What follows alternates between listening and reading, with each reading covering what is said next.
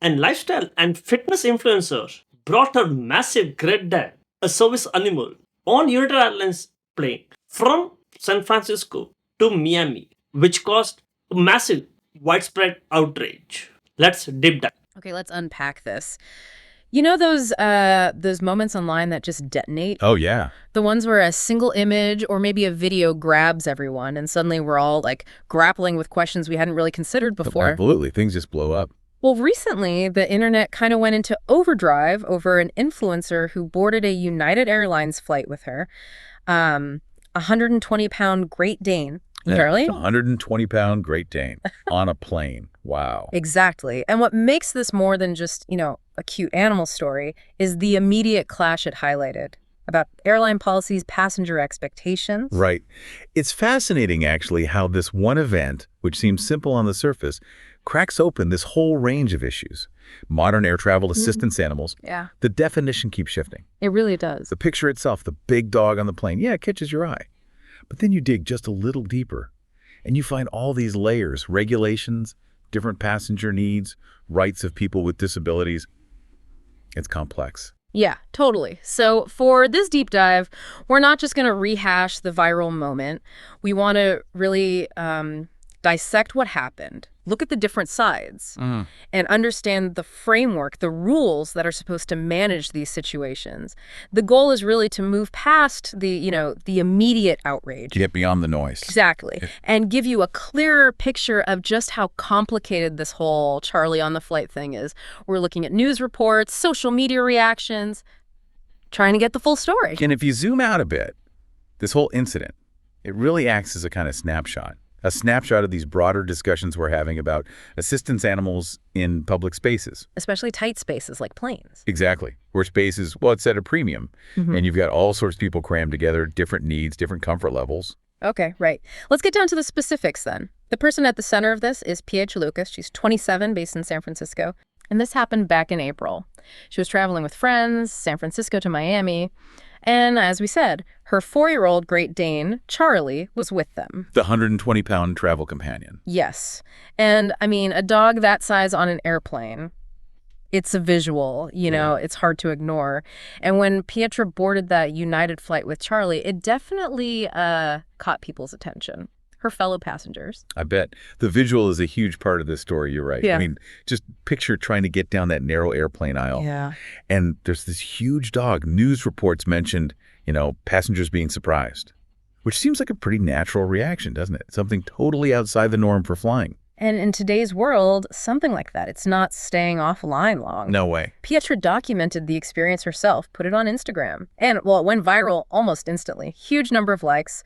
But also, it just sparked this massive divide in the comments. The footage showed Charlie, in the aisle, looking pretty substantial next to the seated passengers. And then later, just completely stretched out across an entire row of seats. Which immediately brings up those practical things, right? Space, comfort of other people. Totally. Airplane cabins are, let's face it, cramped. Yeah. So the idea of a large animal taking up that much space, it just inevitably leads to questions. How do people move around? What about personal space? Right. So Pietra's side of this, it's really important. She maintains Charlie is a service dog. That's her claim. Okay, the service dog claim. That's crucial. And she told Newsweek in an interview that she always buys 3 seats for Charlie. Always. 3 seats. Okay. But she said in this specific case, the cabin crew actually offered her the front row, bulkhead row, presumably for even more space. Okay. So her buying extra seats, that's a key detail. It shows she's aware of Charlie's size, right? And trying to maybe lessen the impact on others. Seems like it. But then the cabin crew directing her to the front row, that adds another wrinkle, doesn't it? It does. And she acknowledged, that some passengers might not be thrilled about sharing a flight with a big dog. Understandable. And that's why, she says, she books the extra space. She also said Charlie's trained to be quiet, mostly just sleeps on flights. Right. And to be fair, the video does seem to back that up. It shows him pretty relaxed, just, napping across the whole row. Okay, so this brings us to the core of it, really. Charlie's status as a service animal. Exactly. Because the rules around service animals, they're there for a reason, to make sure people with disabilities can travel with the animals that help them. Right. So the question becomes, does Charlie fit the current definition? And even if he does his presence, given his sheer size, still properly account for the rights and, frankly, the comfort of everyone else on board? That's the dilemma. And it's important here, like, the current rules from the Department of Transportation are pretty specific now. They define service animals only as dogs. Dogs trained to do actual work or perform tasks for someone with a disability. Right. Not just emotional support. Exactly. That's a key difference now. Fine. Emotional support animals, even if they provide comfort, they don't automatically get the same access on flights anymore. Which probably explains some of the reaction online, because it was strong, a lot of criticism. Oh, I bet. Lots of commenters accusing Pietra of being, entitled, inconsiderate. Mm-hmm. And there was a lot of doubt about Charlie actually being a service dog, people suggesting she was, like, gaming the system. Well, that skepticism isn't entirely surprising, is it? Yeah. Especially with a Great Dane. Their size alone. It makes you wonder. Yeah. I mean, it's definitely possible for Great Danes to be service animals. They can be trained for certain tasks. But just their physical presence in such a tight space naturally raises questions. Practicality, necessity even. And maybe those recent rule changes you mentioned, the ones tightening the definition. Yeah, focusing on task-trained dogs.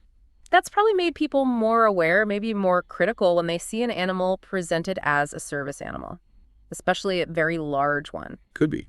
Heightened awareness, heightened scrutiny. And the size concerns were definitely a huge talking point online. People pointing out how cramped planes are. Yeah. How a dog that big could make it hard for others to get up, use the restroom, whatever. Practical stuff. Yeah. And there was even this one comment, apparently from someone who claimed to be a Great Dane breeder. Oh. They were actually concerned about Charlie's well-being, pointing out something about his hips in the video, suggesting he might be uncomfortable or that air travel might be physically tough for him. That's actually a really interesting angle.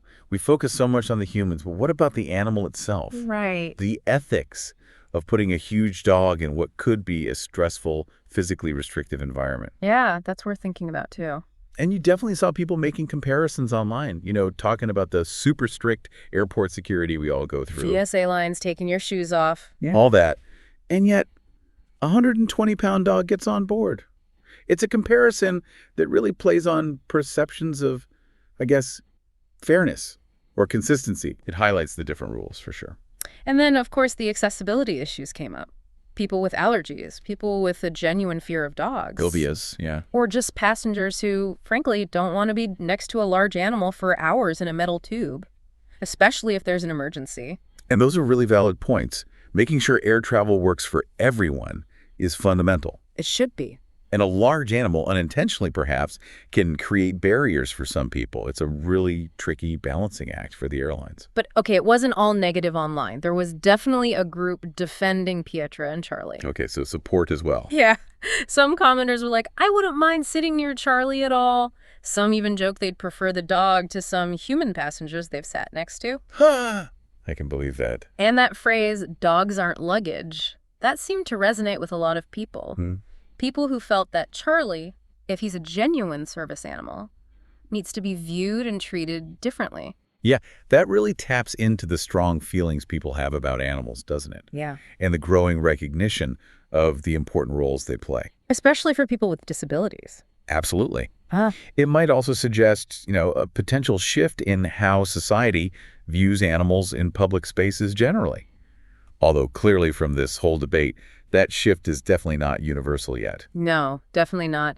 And this whole thing, it's really put that spotlight back on service animals and flying. For sure. Like you mentioned, the source material points out the Department of Transportation has tightened its rules, focusing specifically on dogs trained for tasks. Right.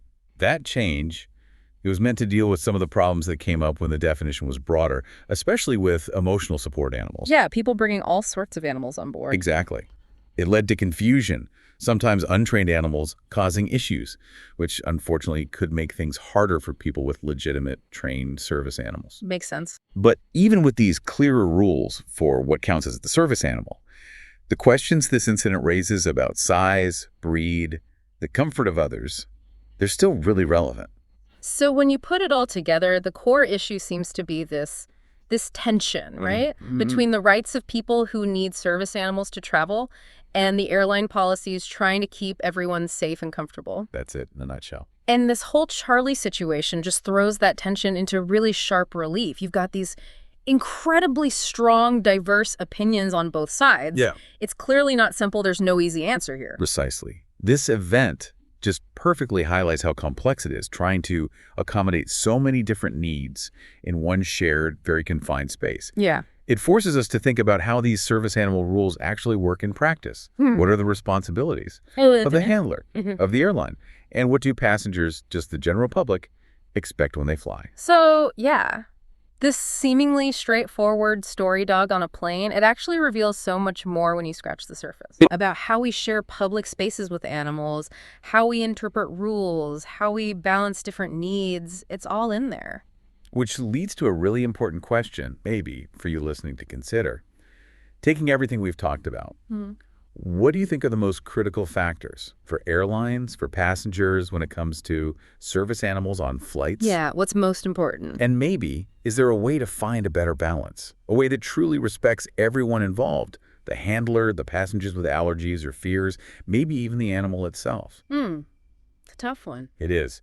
This incident definitely gives us a lot to chew on as we keep navigating these evolving rules and social norms. What is your comment on this story? Should such massive animals be brought on plane along with passengers? Comment it.